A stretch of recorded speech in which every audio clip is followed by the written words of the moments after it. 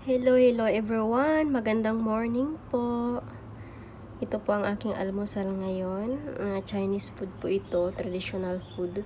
Ang tawag po dito ay cha chow fan. I cannot pronounce properly.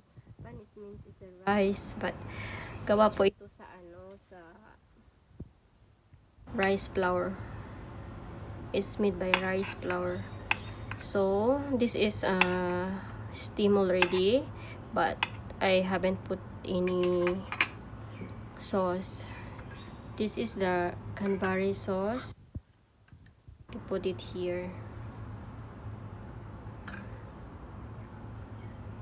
This a bit sweet.